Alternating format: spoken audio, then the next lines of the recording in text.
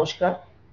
ইন্দিরা গান্ধী রাষ্ট্রীয় মুক্ত বিশ্ববিদ্যালয়ের আঞ্চলিক সদর দপ্তর কলকাতা থেকে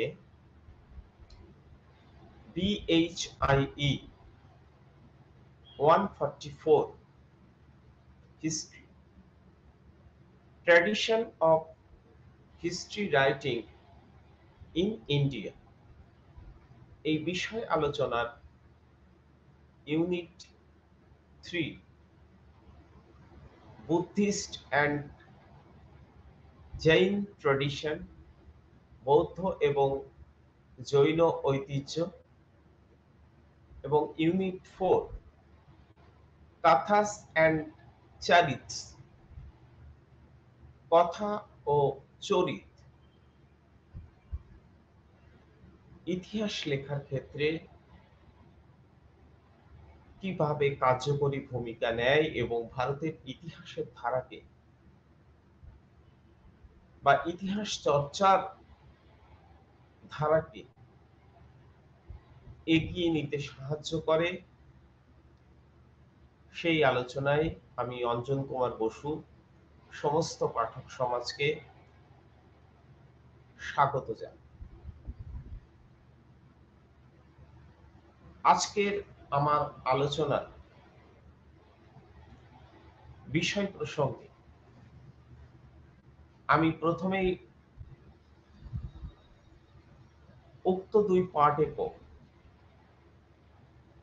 এর উদ্দেশ্যগত দিক যা ইন্দিরা গান্ধী রাষ্ট্রীয় মুক্ত বিশ্ববিদ্যালয় পাঠক সমাজের সামনে এই দুই পাঠ্যের মধ্য দিয়ে তুলে ধরতে চাই, সেই দিকটি আলোচনা করব এবং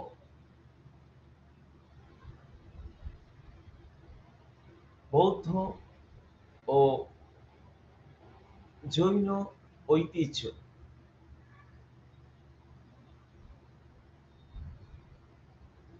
কথা এবং চরিত কিভাবে ভারতীয় ইতিহাস ঐতিহ্যের পথকে সুগম করে বা সাহায্য করে,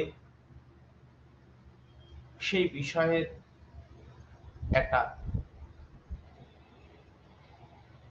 সূচনা পর্ব পাঠক সমাজের কাছে তুলে ধরার চেষ্টা করব। এছাড়াও আমার আলোচনার বিষয়বস্তু হিসেবে জৈন ঐতিহ্য হিসেবে পৌমাচারিয়াম এবং বৌদ্ধ ঐতিহাসিক ঐতিহ্য, সংঘ এবং জীবনী রচনা বিষয়ের উপর আলোকপাত করব। এছাড়াও কাব্য সাহিত্য, বিশেষ করে কালিদাস, সঙ্গম সাহিত্য, দক্ষিণে ভারতে সঙ্গম যুগে যে সাহিত্য চর্চা ধারা বিকশিত হয়েছিল সেই বিষয় সম্পর্কে আলোকপাত করার চেষ্টা করব। এছাড়াও চরিত সাহিত্য কি, বিশেষ করে হর্ষচরিত, বুদ্ধচরিত এবং রামচরিত, এই বিষয়গুলির উপর সংক্ষিপ্ত আকারে পাঠক সমাজ এর কাছে আমার বক্তব্য তুলে ধরব। ইন্দিরা গান্ধী রাষ্ট্রীয় মুক্ত বিশ্ববিদ্যালয়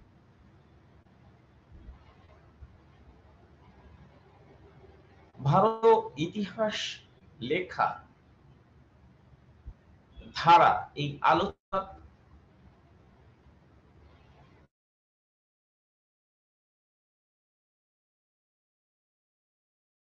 সাহিত্য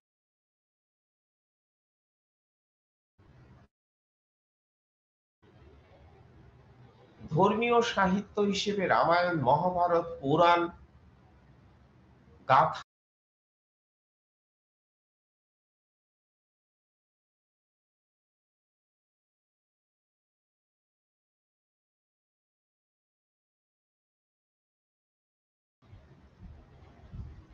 অনুধাবন করতে সক্ষম হবে। ভারতীয় ইতিহাস চর্চার ক্ষেত্রে জৈন ঐতিহ্য, জৈন সন্ন্যাসী বা অনুগামীদের লেখনী ধারা, বিশেষ করে পৌমাচারিয়াম, যার লেখক বিমল সুদ, তার মধ্য দিয়ে কিভাবে সমসাময়িক সমাজ, অর্থনীতি, রাজনীতি এবং সাংস্কৃতিক দিক ফুটে উঠেছে, সেই সম্পর্কে পাঠক সমাজ পূর্ণ সচেতন হবে। এর পাশাপাশি বৌদ্ধ বিভিন্ন রচনাবলী, যা বৌদ্ধ সন্ন্যাসী বা অনুগামীদের দ্বারা রচিত হয়েছে, তার ঐতিহ্য সম্পর্কে পাঠক সমাজ উপলব্ধি করতে পারে। পাশাপাশি সংঘ, বৌদ্ধ সংঘগুলি কিভাবে ইতিহাস বহন করে চলে, সে সম্পর্কেও একটা স্বচ্ছ ধারণা এই পাঠ এককের মধ্য দিয়ে পাঠক সমাজ উপলব্ধি করবে। বিশেষ করে জীবনী, জাতকের কাহিনী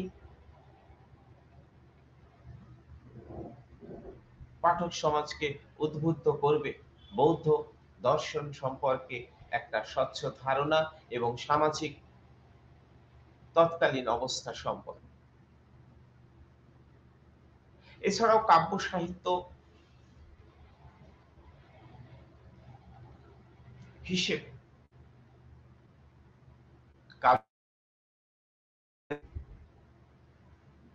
সংগম সাহিত্য, যা দক্ষিণ ভারতের সম্পর্কে একটা স্পষ্ট ধারণা পাঠক সমাজকে তুলে ধরে। চরিত সাহিত্যের মধ্যে হর্ষচরিত, চরিত এবং রামচরিত, যা আঞ্চলিক এবং সর্বভারতীয় উভয় ইতিহাসকে সমৃদ্ধ করে। তার ধারাবাহিকতা পাঠক সমাজ উপলব্ধি করতে পারে।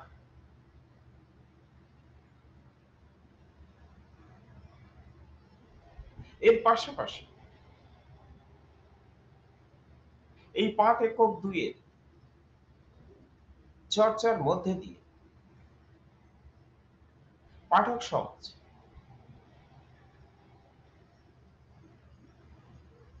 ভারতবর্ষের ইতিহাসে একটা বিস্তৃত অংশ সম্পর্কে সৃজনশীল সাহিত্যে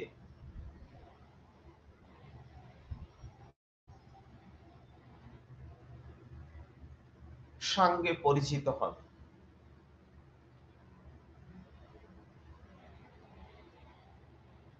সংস্কৃত সাহিত্য, প্রাকৃত ভাষা, এই সমস্ত ভাষা ঐতিহ্য সম্পর্কে উপলব্ধি করবে, যা পাঠক সমাজকে ইতিহাস সচেতন নাগরিক হিসেবে গড়ে তুলবে এবং স্বপ্নের ভবিষ্যৎ ভারতবর্ষে কর্মধারাকে আরো এগিয়ে নিয়ে যাবে। আমি এই প্রসঙ্গে বলতে চাই, একটা সময় অভিযোগ করা ভারতীয়রা ইতিহাস লিখতে জানে না, তাদের মধ্যে ইতিহাস বোধই তৈরি হয়নি। অনেক ধরনের অভিযোগ ভারতবর্ষের মানুষ, সভ্যতা, সংস্কৃতি সম্পর্কে বা বিদেশি পর্যটক, এমনকি সাম্রাজ্যবাদী ইংরেজদের মুখে বা লেখনীতে বারংবার প্রকাশিত হয়েছে। কিন্তু আমরা ইতিমধ্যে ভারতবর্ষের ইতিহাসের ধারাবাহিকতা চর্চায় বা ইতিহাস লেখার ক্ষেত্রে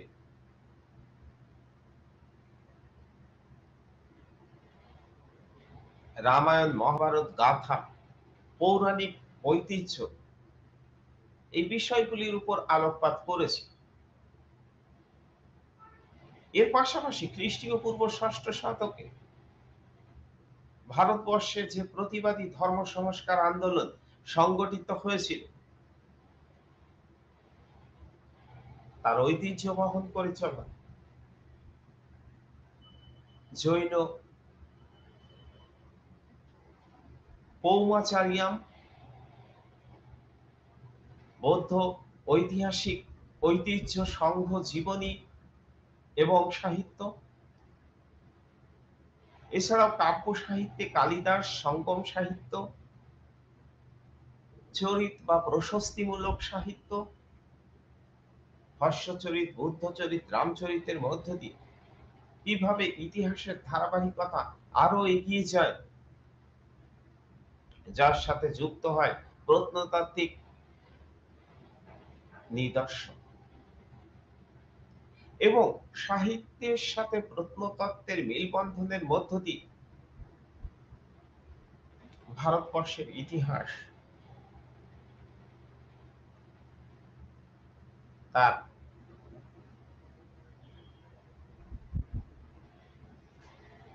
না বলা কথাগুলো আজ ব্যক্ত করতে অনেকাংশে সক্ষম হয়েছে। ফলে ইতিহাস হয়ে উঠেছে আজ বাংময়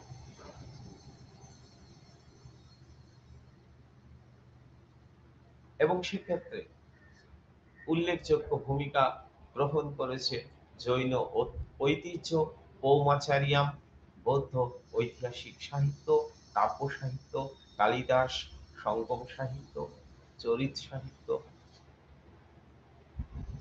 ইত্যাদি বিষয়।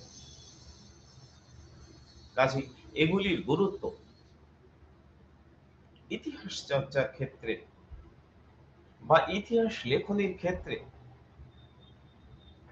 খুবই প্রাসঙ্গিক।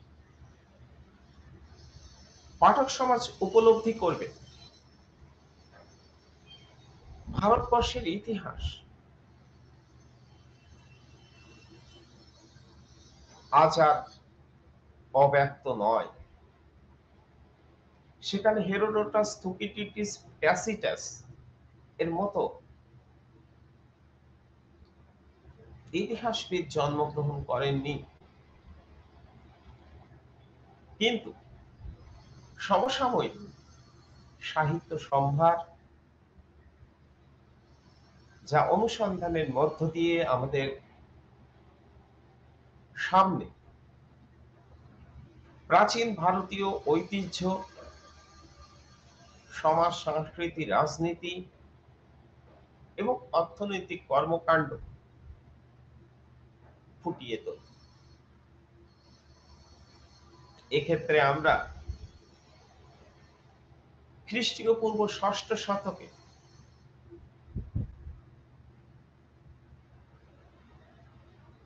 জৈন ঐতিহ্য হিসেবে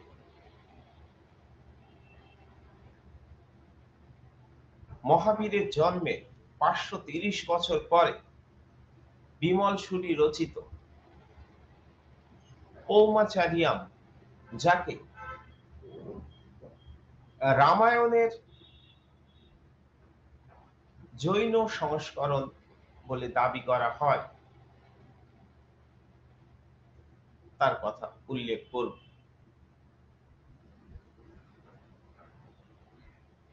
এখানে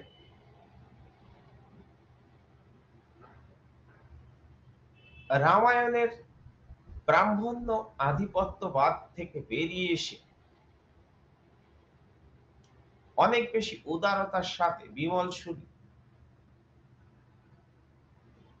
পৌমাচারিয়াম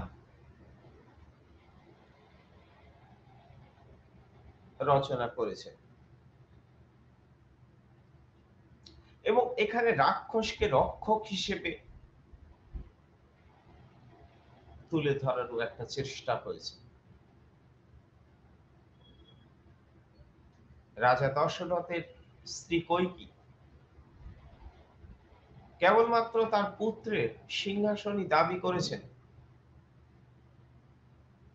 অতটা কঠোরতা বাল্মীকি রামায়ণের মতো এখানে জারি করেননি বা তুলে ধরেননি। কাজেই পৌমাচার্য এমন এক দার্শনিক ঐতিহ্য হাজির করে, যেখানে হিংসার কবল থেকে বেরিয়ে আসা একটা সক্রিয় প্রচেষ্টা। জৈন ঐতিহ্য অনুসারে দেবী সীতাকে এখানে রাক্ষসদের সাথে সম্পর্কের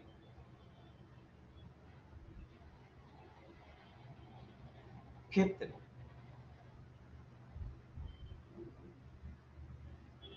অন্যরকম চিত্রে হাজির করা হয়েছে। জৈন ঐতিহ্য অনুসারে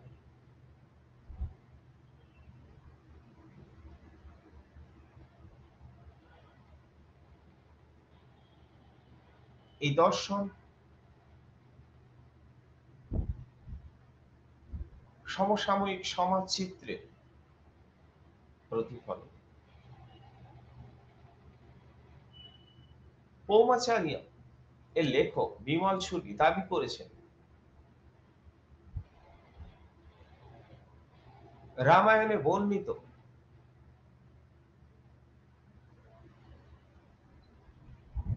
কাহিনীর সত্যতা নিয়ে সংশয় আছে, কিন্তু তার রচনা প্রকৃত সামাজিক চিত্র বা ইতিহাস। কাজেই পৌমাচার্য ঐতিহাসিক সাহিত্য হিসেবে, ঐতিহাসিক জৈন সাহিত্য হিসেবে কার্যকরী ভূমিকা গ্রহণ করে।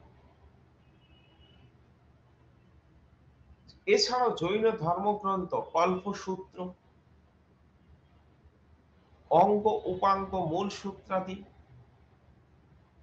খ্রিস্টীয় পূর্ব ষষ্ঠ শতকের এক সামাজিক দর্পণ হিসেবে ব্যবহৃত হয়। সমকালীন সামাজিক অবস্থান,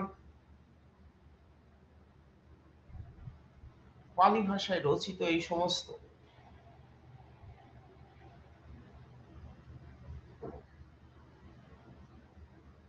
রচনা বিশদভাবে প্রভাবিত করে। আমার পরের আলোচনার বিষয় বৌদ্ধ ঐতিহাসিক ঐতিহ্য সংঘ জীবন।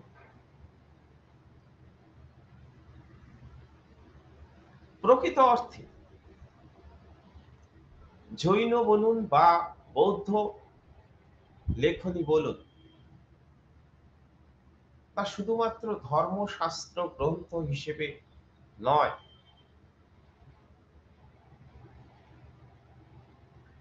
তা ব্রাহ্মণ বিরোধী কথাবার্তার মধ্যেই সীমাবদ্ধ নয়। একই সঙ্গে সমকালীন সামাজিক অবস্থার প্রতিচ্ছবি তার মধ্যে দিয়ে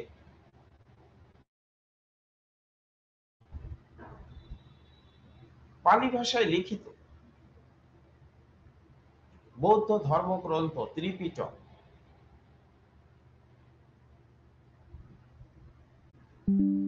রচনা করেছিলেন। এই ত্রিপিটক বিনয় পিটক, অভিধর্ম পিটক, সত্য পিটক, এছাড়াও মিলিন্দ পনাহ, আর্য মঞ্জুশ্রী মূলকল্প, জাতক সিংহলী বৌদ্ধ ধর্মগ্রন্থ হিসেবে দীপবংশ, মহাবংশ উল্লেখযোগ্য ভূমিকা পালন করে।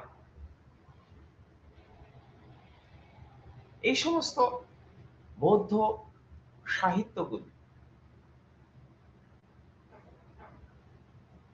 সমসাময়িক ইতিহাসকে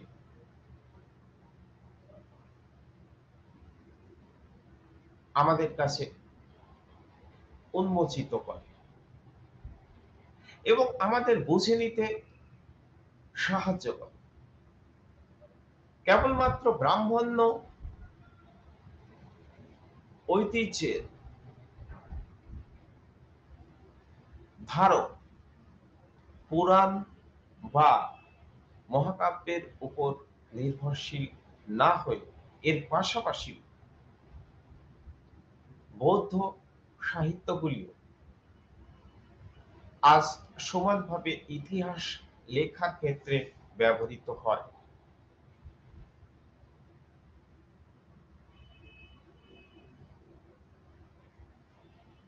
যা পৃথিবীর বিভিন্ন প্রান্তের, বিশেষ করে সিংহল, শ্রীলঙ্কা, দ্বীপবংশ, মহাবংশ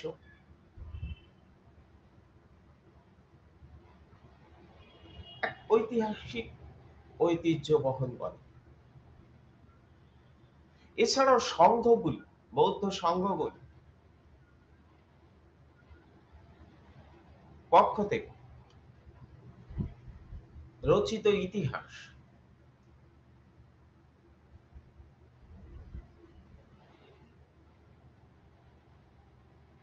তৎকালীন সামাজিক, অর্থনৈতিক এবং রাজনৈতিক সাংস্কৃতিক ধারাবাহিকতা রচনায় আজ ব্যবহৃত হয়। জাতকের কাহিনীগুলি বুদ্ধের জীবনকে আমাদের কাছে অনেক বেশি উন্মুক্ত করে। তিনি ক্ষত্রিয়, একজন ভালো শাসক হিসেবে তিনি কতটা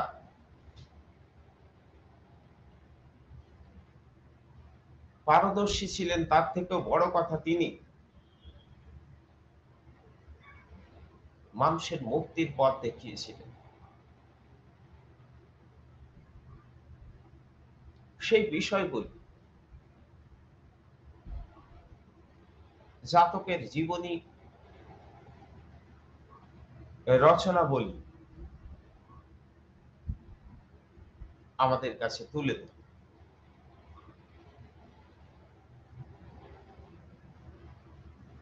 এবং বৌদ্ধ ঐতিহাসিক ঐতিহ্য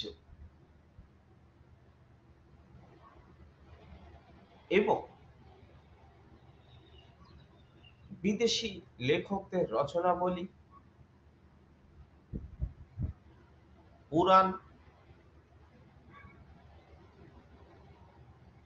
রামায়ণ, মহাভারতের কাহিনী, যার সঙ্গে প্রত্নতাত্ত্বিক উপাদানের একটা সমন্বয় সাধন করে প্রাচীন ভারতের ইতিহাসকে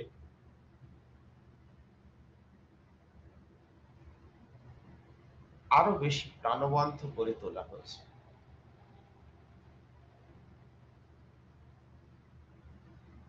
ফলে পাঠ্যপক্তি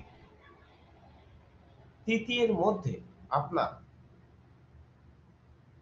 বুদ্ধিস্ট এবং জৈন ট্র্যাডিশন এর মধ্য দিয়ে কিভাবে প্রাচীন ভারতের ইতিহাসে ধারাবাহিকতা এগিয়ে চলে তা উপলব্ধি করতে সক্ষম হবে।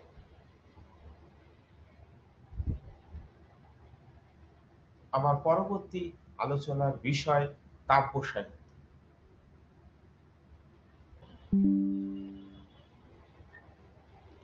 কাব্য সাহিত্য ঠিক ইতিহাস হিসাবে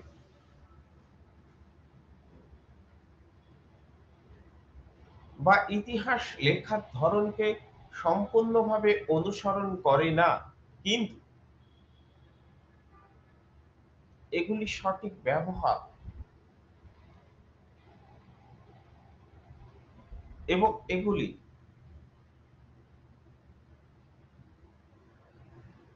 ব্যবহারের মধ্য দিয়ে সৃজনশীল সাহিত্যে যা সমাজ জীবনে দর্পণ বলে গণ্য করা হয়, অর্থাৎ সমাজকে দেখা, তৎকালীন সমাজকে দেখা ক্ষেত্রে আমাদেরকে সাহায্য সহযোগিতা করে। সমাজ জীবনের ওঠাপড়া সৃজনশীল সাহিত্যে যতটা ধরা পড়ে ততটা ঐতিহাসিকের সাহিত্যে ধরা পড়ে না। এই অর্থে সৃজনশীল সাহিত্য আজকেও যেমন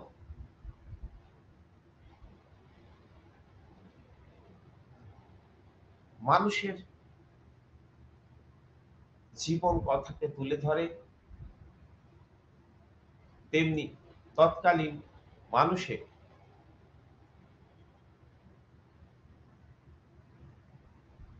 কল্পনা করতেও আমাদের সাহায্য সহযোগিতা করে। কল্পনার আশ্রয়ী হয়েও কথা বা কাব্য সাহিত্য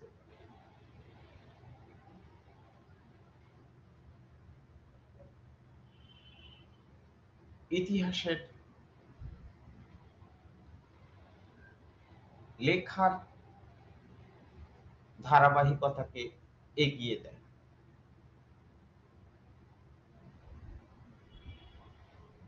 যেমন চাণক্যের জীবনী নিয়ে বিষাদ তত্ত্বের লেখা মুদ্রা রাক্ষস,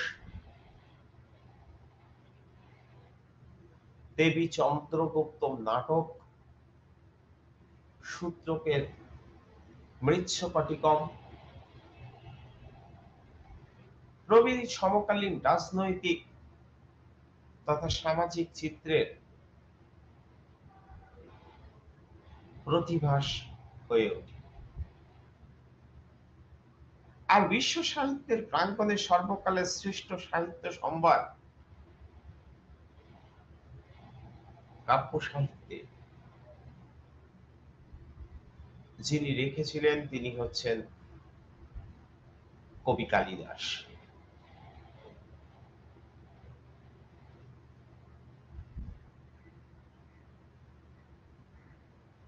তিনি অভিজ্ঞান শকুন্তলম, মালবিকা গ্লিনিমিত্রম, মেঘদূতম, ঋতু সংহারম, কুমার সম্ভবম প্রভৃতি কাব্যনাট্যের সৃষ্টি করে, যা সৃজনশীল ব্যক্তিত্ব বা বিদ্বান ব্যক্তিদের কাছে শুধু সুখ পাঠ্যকরই নয়, সমকালীন ইতিহাসের ঐতিহ্যকে বহন করে। একই সঙ্গে সমাজ জীবনের মুখ হয়েও একইভাবে একইভাবে ভারবির কিরাতার্জুনীয়, ডন্ডিনের দশকুমার চরিত, বিষ্ণুগুপ্তের পঞ্চতন্ত্র শুধু নীতি উপদেশ সংকলিত কাহিনী নয়, মানুষের সামাজিক আচার-আচরণের এক জীবন্ত দলিল। এরই সাথে তামিল ভাষায় সঙ্গম সাহিত্য একাধারে দক্ষিণ ভারতে সংস্কৃতিকে যেমন বা সমাজ জীবনের কথাকে যেমন ফুটিয়ে তোলে, তার পাশাপাশি চোল, চের, পাণ্ডব প্রভৃতি অঞ্চলের কৌম জীবনের দর্পণ হিসেবেও দেখা দেয়।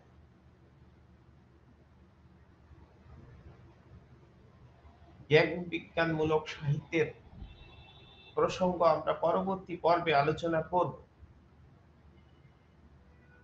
কিন্তু কালিদাসের রচনা বা কাব্য সাহিত্যের ক্ষেত্রে তার অবদান বিশেষ গুরুত্বের দাবি রাখে।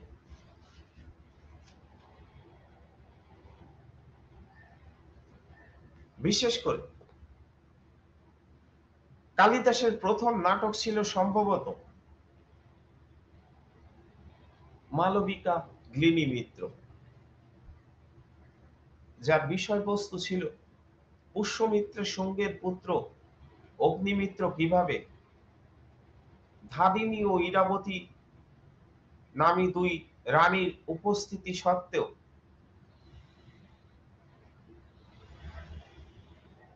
ধারিণীর সহচরী তথা বিদর্ভ রাজকন্যা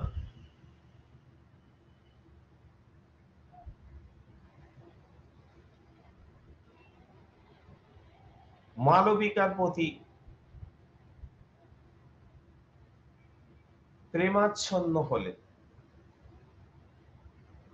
মিলনান্তক এই নাটক হয়তো অবৈধ প্রণয়ের রোমাঞ্চ ও রাজপ্রাসাদের ষড়যন্ত্রের সমান দক্ষতার তুলে ধরা হয়েছে। কালিদাসের বিক্রমবর্ষী নাটক মত্রের রাজা বিক্রম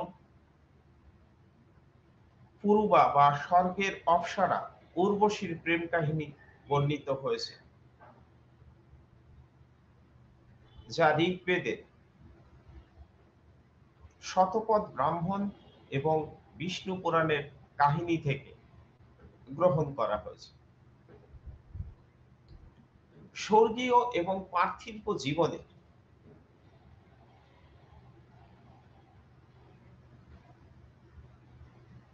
মেলবন্ধন ঘটানো হয়েছে এই নাটকে।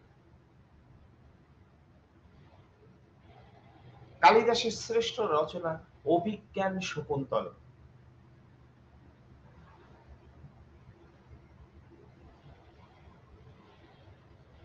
এবং জার্মানি ভাষায় এই নাটকটি অনুদিত হয়।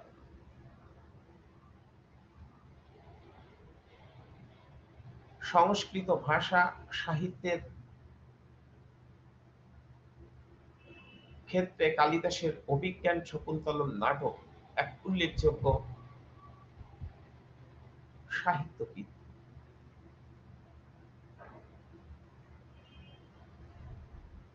কর্ণমুনির পালিতা কন্যা শকুন্তলা যেন অপাপ বিদ্যা প্রকৃতির সন্তান। রাজা দুষ্মন্তের যমজ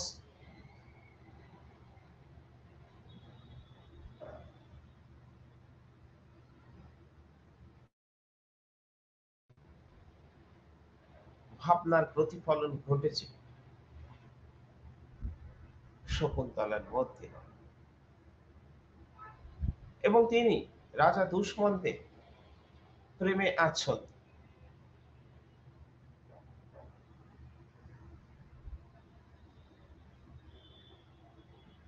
শকুন্তলা যখন পতিগৃহে গমন করেন, দুষ্মন্ত তাকে অপমানিত ও প্রত্যাখ্যান করেন। উভয়ের মিলন কি দিয়ে কালিদাস যেভাবে নাটকটির জবনিকা পাঠ করেন, তাতে নাট্যকারের সুনিপুণ দক্ষতা ধরা পড়ে। আবার কুমার সম্ভবের মূল প্রতিপাদ্য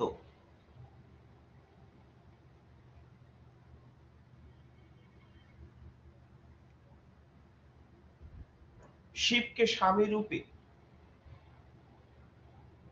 লাভ করার জন্য পার্বতীর তপস্যা এবং মনস্কামনা পূর্ণ হলে তাদের মিলনে কার্তিকেয় বা কুমার জন্ম লাভ, এবং কালিদাস দাসে গীতিকাব্যের শ্রেষ্ঠতম নিদর্শন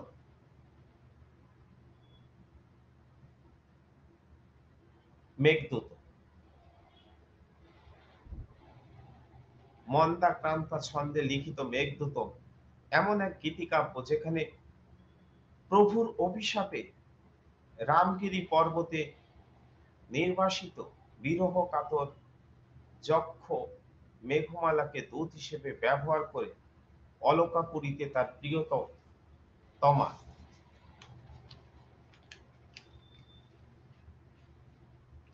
কাছে বিরহ বার্তা পাঠাতে উৎসুক।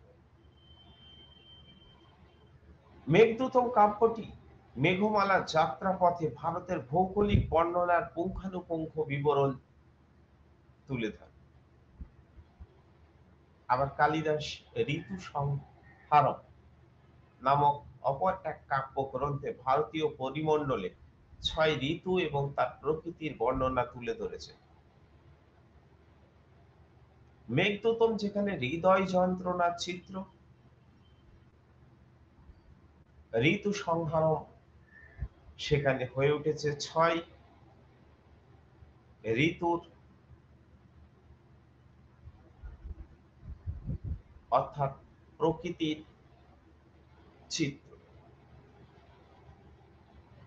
এইভাবে কালিদাস প্রাচীন ভারতের কাব্য সাহিত্যে অঙ্গনকে সমৃদ্ধ করেছে, যা থেকে সমাজ, সমাজস্থ মানুষ, রাজনৈতিক ইতিহাস, প্রকৃতির বর্ণনা, মানুষের দৈনন্দিন জীবনযাত্রা,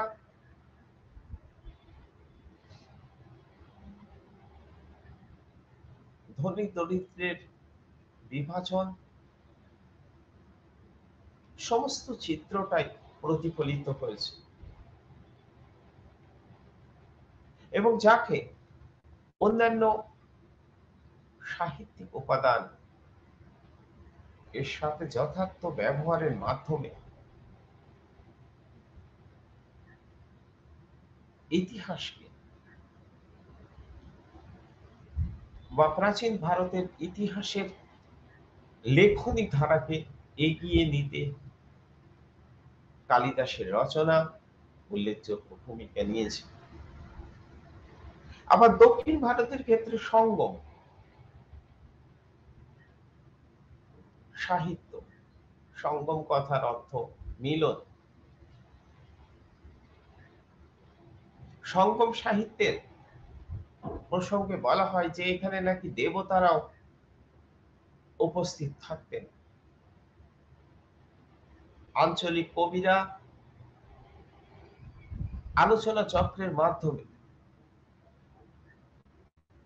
সাহিত্যিক ধারাবাহিকতা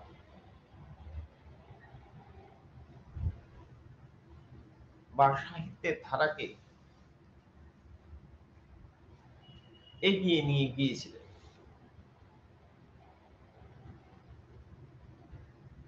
এই সমস্ত কবিরা তামিল ভাষায়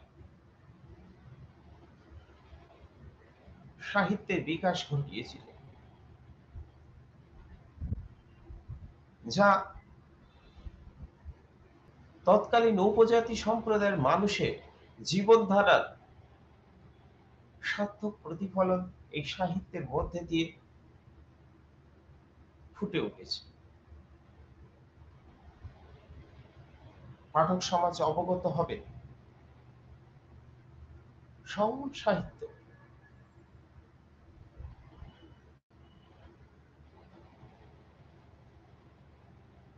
একাধারে যেমন দক্ষিণ ভারতীয়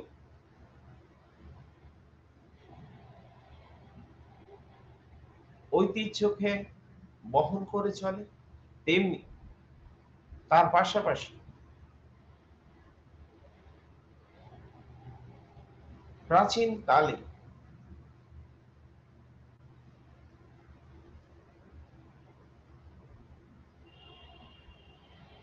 তামিল, অন্ধ্র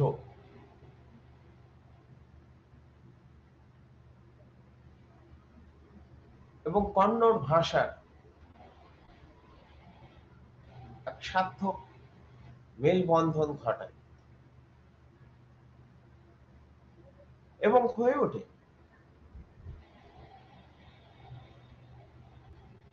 এক সাহিত্য সভা।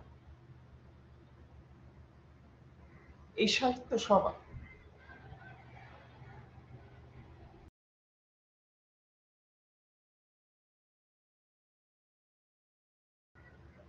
এগিয়ে নিতে সাহায্য করে। আমার পরবর্তী আলোচনার বিষয় চরিত সাহিত্য। চরিত অর্থে জীবন চরিত।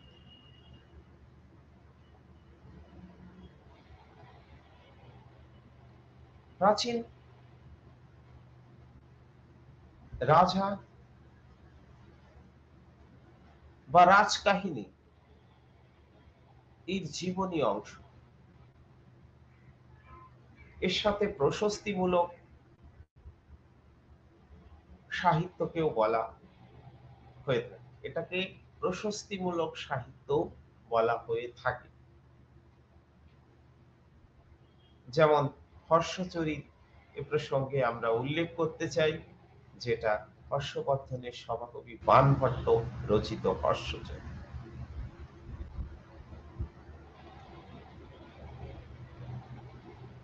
এছাড়াও বুদ্ধচরিত, সন্ধ্যাকর নন্দীর রামচরিত,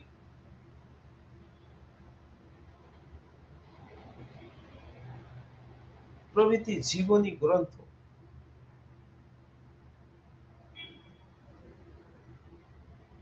গুলি যা প্রশস্তিমূলক, যেখানে লেখকরা বা সভাকবিরা যাদের জীবনীকে ফুটিয়ে তুলেছেন তার মধ্যে কখনো কখনো অতিকথন বা মিথের সমন্বয় ঘটানো হয়েছে। কিন্তু যদি আমরা সচেতনভাবে এই সমস্ত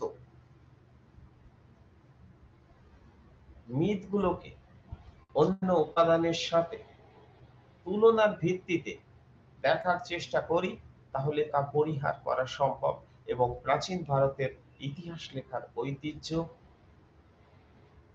আরো প্রবাহমানতা অর্জন করবে।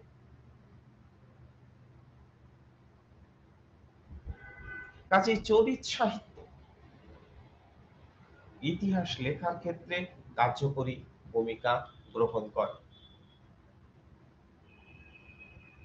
এই সমস্ত চরিত সাহিত্যগুলি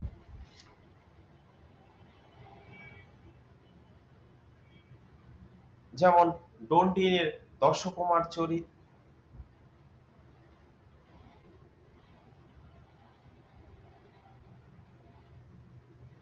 বাণভট্টের হর্ষচরিত,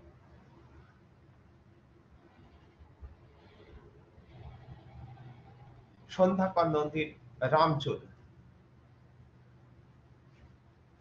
হর্ষচরিত এর মধ্য দিয়ে আমরা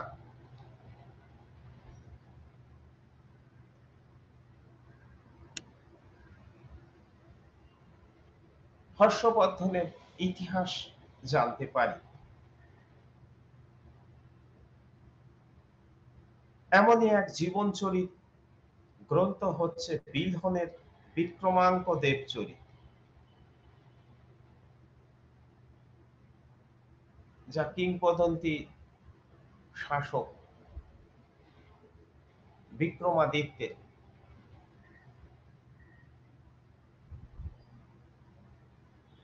জীবন এর উপর আলোকপাত করে। একইভাবে পাল বংশের শেষ শক্তিশালী শাসক রামপালের কীর্তিকলাপ নিয়ে সভাকবি সন্ধ্যাকর নন্দী রামচরিত রচনা করেন।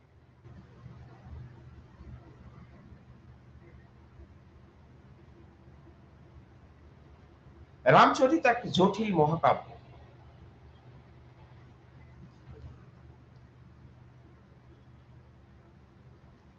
পাঠক সমাজ মাফ করবেন, আমি মহাকাব্য বলে ফেলেছি, এক কাব্য।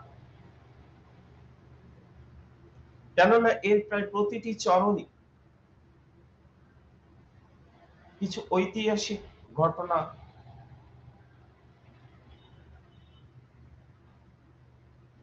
দ্বারা প্রভাবিত। রামচরিত এক জটিল কাব্য।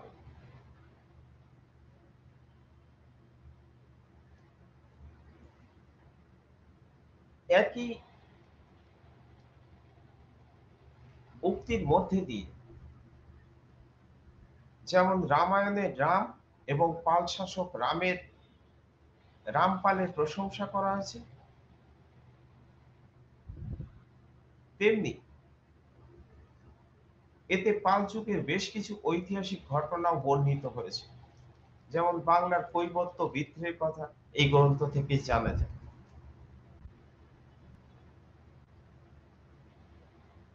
এটা ঠিক যে প্রাচীন ভারতের ইতিহাস রচনার ক্ষেত্রে কাশ্মীরের সভাকবি কলহনের রাজতরঙ্গিনী দ্বাদশ শতকে রচিত গ্রন্থটি কাশ্মীর সহ প্রাক সপ্তম শতকের বহু ভারতীয় রাজনীতির ইতিহাসের সাক্ষী বহন করে।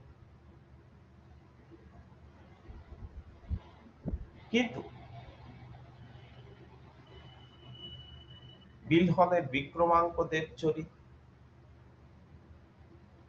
সন্ধ্যাকর নন্দীর রামচরিত, বুদ্ধচরিত এবং বাণভট্টের হর্ষচরিত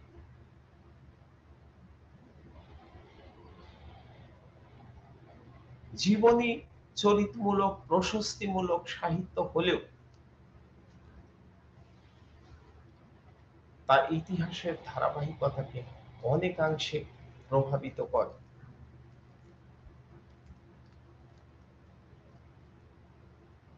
এবং এই সমস্ত চরিত সাহিত্যের ব্যবহারের মধ্য দিয়ে প্রাচীন ভারতের ইতিহাস লেখনের ধারা বা ইতিহাস চর্চার ধারা এগিয়ে চলে। এমনকি বাণভট্ট তার প্রভু হর্ষবর্ধন সম্পর্কে লিখেছেন যে তিনি অর্থাৎ হর্ষবর্ধন যথেষ্ট সংস্কৃতি মনা, কাব্য সাহিত্যে তার যথেষ্ট দক্ষতা আছে, তারই প্রতিফলন আমরা পাই হর্ষবর্ধনের নিজের রচনা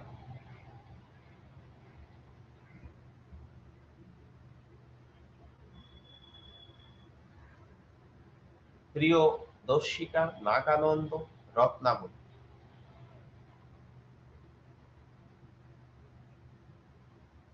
রচনার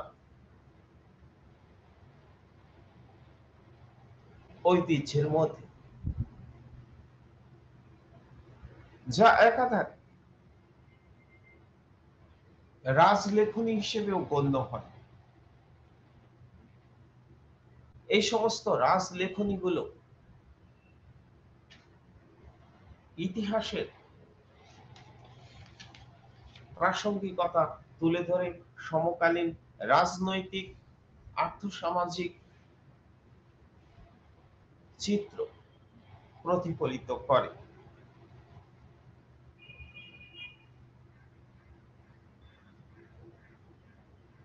এটা ঠিক যে প্রাচীন ভারতে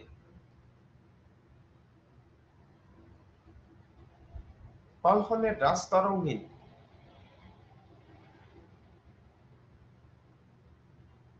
এই একমাত্র ইতিহাস মূলক গ্রন্থ বলা যেতে পারে বা যায়। কিন্তু তাই বলে প্রাচীন ভারতের ইতিহাস লেখা বা ভারতের ইতিহাস লেখার ধারাবাহিকতা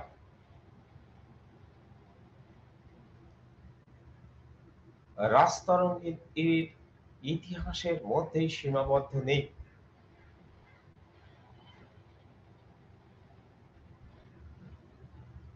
ধর্মীয় সাহিত্য, জৈন এবং বৌদ্ধ সাহিত্য, পৌরাণিক ঐতিহ্য, জাতকের কাহিনী, সৃজনশীল সাহিত্য, কালিদাসের রচনাবলী,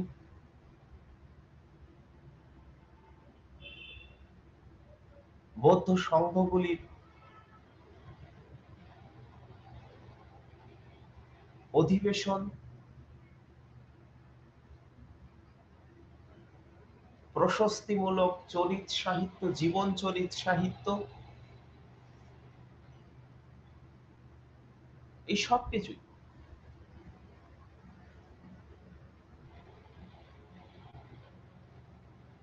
ভারতের ইতিহাস লেখার ঐতিহ্যের সাথে সংযুক্ত হয়েছে, যার ফলে ভারতবর্ষের ইতিহাস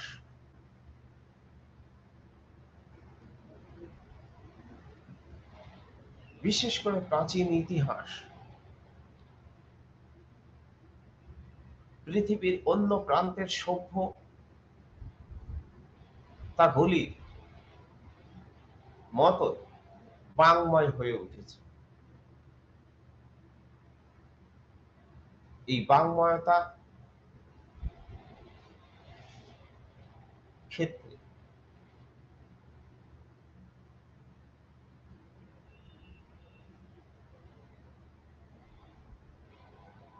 জীবন চরিতের লেখকদের অবদান, সভাসদদের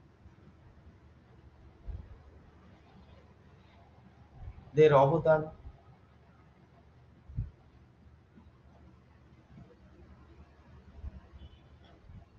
কখনো কখনো রাজাদের নিজস্ব সাংস্কৃতিক মানদণ্ড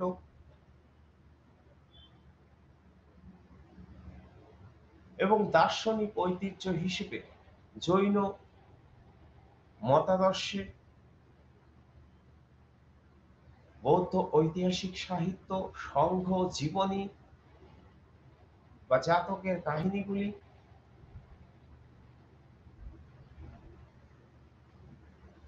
উল্লেখযোগ্য ভূমিকা যেমন পালন করেছে, তেমনি বৈদেশিক রচনাবলী,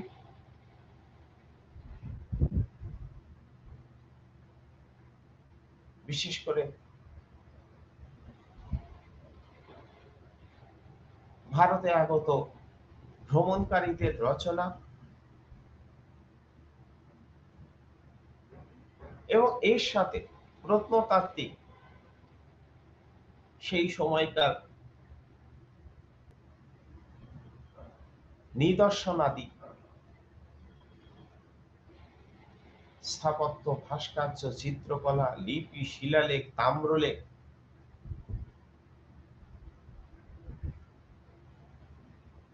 যা ভারতের বিভিন্ন প্রান্তে আজও বিক্ষিপ্ত আকারে ছড়িয়ে ছিটিয়ে রয়েছে, বা আমরা আজও এমন কিছু প্রত্নতাত্ত্বিক অনুসন্ধানে রত রয়েছি,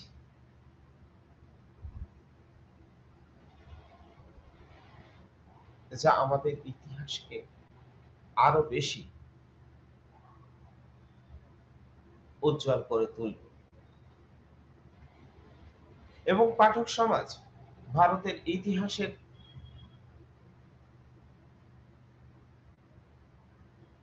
ধারাবাহিকতাকে আরো উপলব্ধি করতে সক্ষম হবে।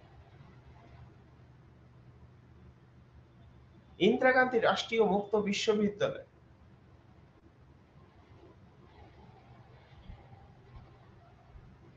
ভারতবর্ষের ইতিহাস লেখার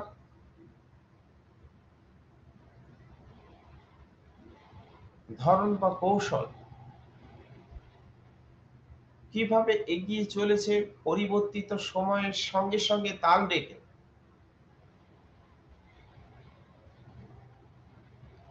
সেই বিষয়ের উপর আলোকপাত করে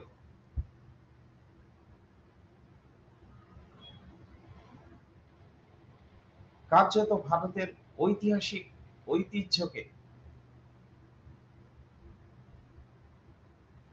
যেমন সংরক্ষণ করে চলেছে, তেমনি তার পাশাপাশি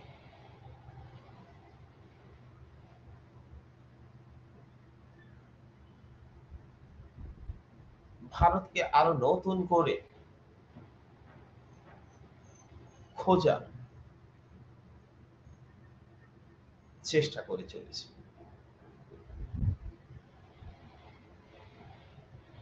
BHIE 144 এই ইতিহাস পাঠ্যের মধ্যে দিয়ে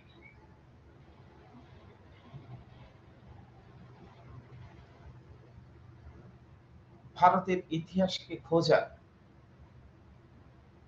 যে প্রচেষ্টা ইন্দিরা গান্ধী রাষ্ট্রীয় মুক্ত বিশ্ববিদ্যালয় গ্রহণ করেছে,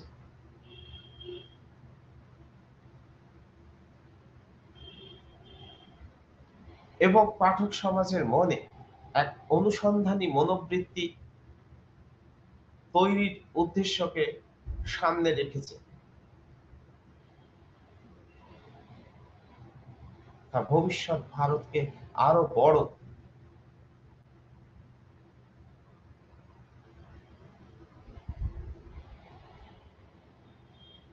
এবং উজ্জ্বলতর দিক উপহার দেবে। আর এই ক্ষেত্রে জৈন ঐতিহ্য, পৌমাচারিয়াম, বৌদ্ধ ঐতিহাসিক ঐতিহ্য, সংঘ জীবনী,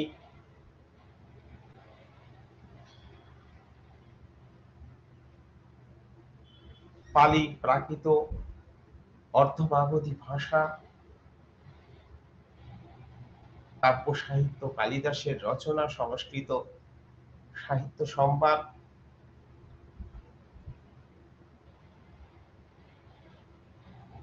তামিল সাহিত্য সম্ভার, জীবনচরিত সাহিত্য, বিশেষ করে হর্ষচরিত, বুদ্ধচরিত এবং রামচরিতের মতো কাহিনী, নাটক, কাব্য সাহিত্যের অবদান অনেকখানি। আমার আলোচনা আজকের মতো এখানে সমাপ্ত করছি। ধন্যবাদ।